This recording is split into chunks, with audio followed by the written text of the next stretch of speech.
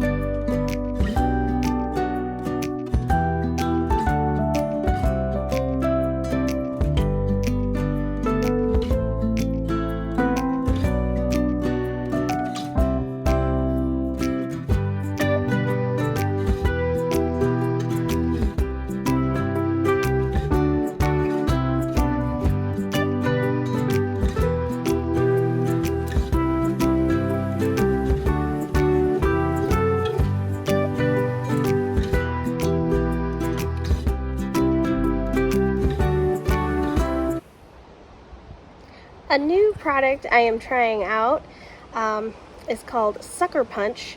I'm getting a lot of these little shoots coming off of this big tree. I know, it's actually a Bradford pear. Ah! But it was here when we moved in. It's super established and it does provide a lot of shade. So I would absolutely hate to take it out. I know eventually that is the plan, but for now I'm just combating the suckers that are coming up and trying to make it look as nice as it can. It's actually a very pretty tree. It's just in the spring it does have a very pungent smell. I don't really notice it. It's in the back corner of my garden, so it's not the worst thing in the world, and it's a very short time. And the blooms actually look very beautiful, so I know it's like the world's hatest tree. I actually didn't want to admit to myself that it was, and then this year I really I was like, oh, I'm pretty sure that's what that is. But anyway, we're trying this Sucker Punch. Hey, what do I got to lose? So here are the shoots or suckers that that tree produces. They just kind of pop up randomly, and if I don't get on to trimming them off, they could take over. Definitely don't want that, so we're gonna try this and see how it does.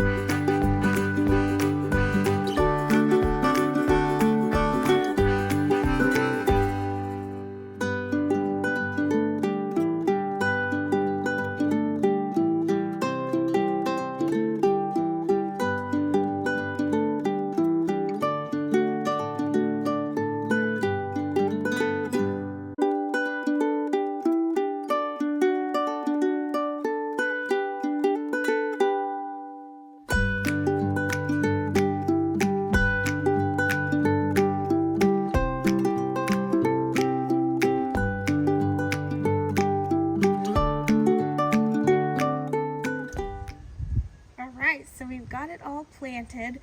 So I went ahead and planted the Plantanthus here. I really like that purple color with the Bordeaux, and then I went with that white salvia kind of as the backdrop, so it's kind of kind of a trio. So I think it'll look really pretty. I do have some white Maverick geraniums that I started from seed right there, and I kind of have them dappled through the garden. They're just starting to bloom. I think it'll look really pretty.